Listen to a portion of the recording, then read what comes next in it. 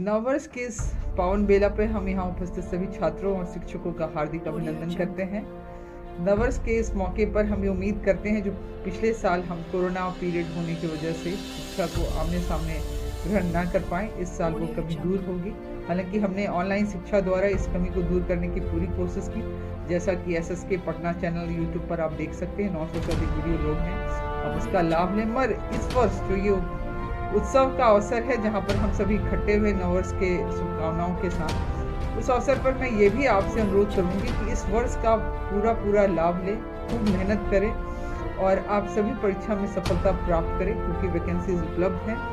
और एक समय ऐसा है जब इस परीक्षा में सफल होने के लिए जब आप इकट्ठे हों तो सफलता के अवसर पर हम पुनः सेलिब्रेशन करें, वो इससे भव्य और शानदार।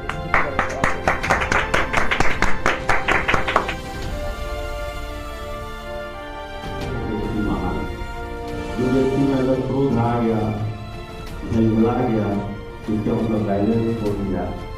तो आप लोगों से नए साल के अवसर पर यही प्रार्थना करते हैं कि आप लोग कभी अपना बैलेंस न छोड़ें, अपने लक्ष्य की तरफ देखें। आप लोग देखे होंगे हमारे बहुत से सहयोगी इसमें बालक जो परीक्षा दिए हैं, तो देखे होंगे कि हम बार कहते हैं कि आपको एक्स्ट्रा मेहनत करने की जरूरत नहीं है, इतना ही में बार प्रैक्टिस करें, तब लक्ष्य की तरफ बढ़े। थोड़ा और एनर्जेटिक होकर हम लोग वर्क कर रहे हैं, जितना हो सकता है हम लोग कर रहे हैं और आगे भी करेंगे। हमारे एक टीचर कर रहे हैं, एक टीचर जितना हो सकता है वो अपना देना चाहते हैं। और आप लोग का भी ये प्रेम भाव इस तरह से लगता है कि आप लोग परिवार में हैं। और आप हम यहाँ पर किसी बच्चे को कहते हैं कि ये कैंपस में हो तो कोई बदमाशी न करो, लेकिन प्लीज की तरह रहो, ये समझो कि ये मेरा है, हम आपके हैं।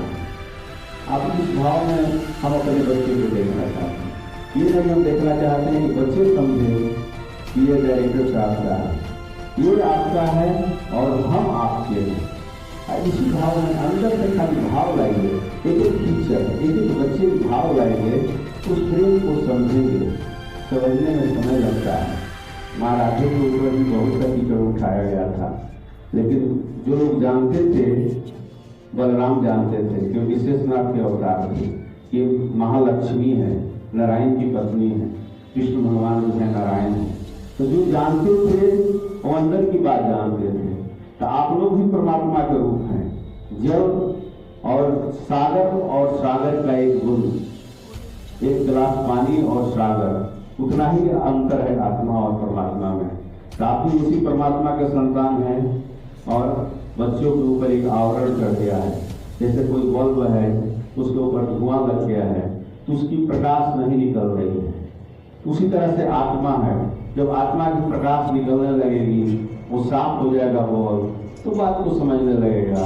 तो टीचर उसको धीरे धीरे ठोकर देता है, साफ करता है। इसके लिए बुरा नहीं मानना चाहिए, उसको स्वीकार करना चाहिए कि हमारी सफाई हो रही है, उसमें सुधार करना है।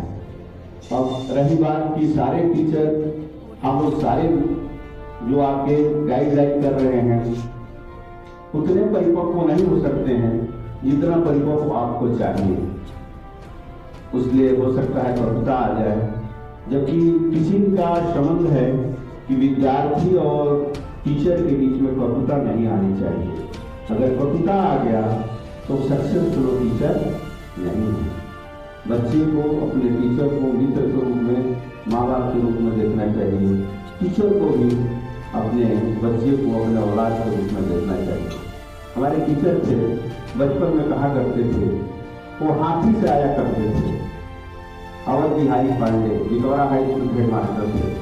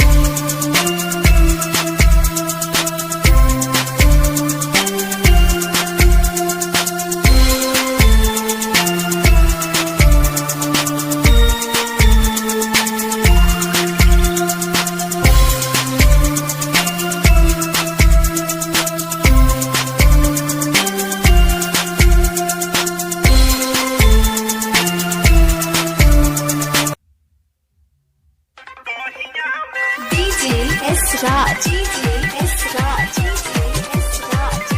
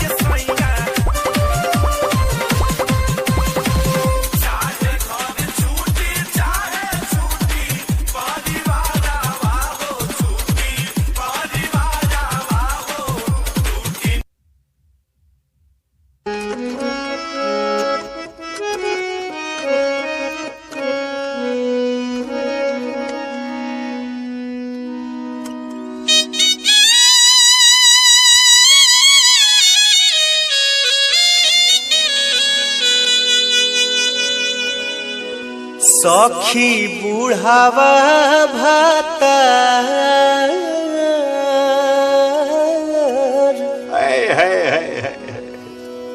हर रोज रोज से जिया बोला बोला बाबा दलान चाहेंगे ढाबा भाग सखी बुढ़ावा भातर रोज रोज से जिया के न से सखी बुढ़ावा भातर रोज रोज से जिया के न से सखी बुढ़ावा भातर रोज रोज से जिया के न से सखी बुढ़ावा भाता रोज रोज से जिया के नासे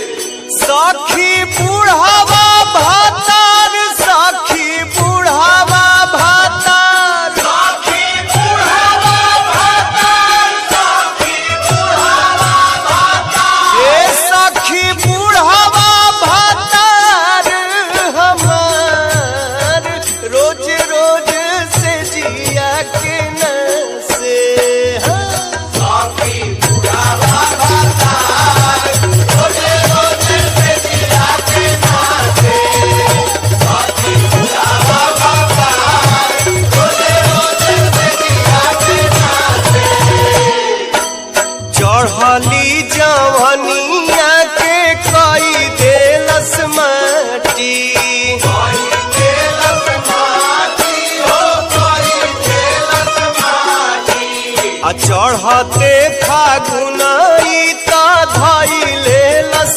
फाटी कोई खेलत माटी हो कोई खेलत माटी आहे इहे सोची पिटिले कपार हो आहे इहे सोची पिटिले कपार हो आहे इहे सोची पिटिले कपार रोज रोज से जिया के न से सखी बुढ़ावा भाता रोज रोज से जिया के नासे सखी बुढ़ावा भातार रोज रोज से जिया के न से सखी बुढ़ावा भाता रोज रोज से जिया के नासे होली हो होली हो होली हो होली हो सखी बुढ़ावा भातार सखी बुढ़ावा भातार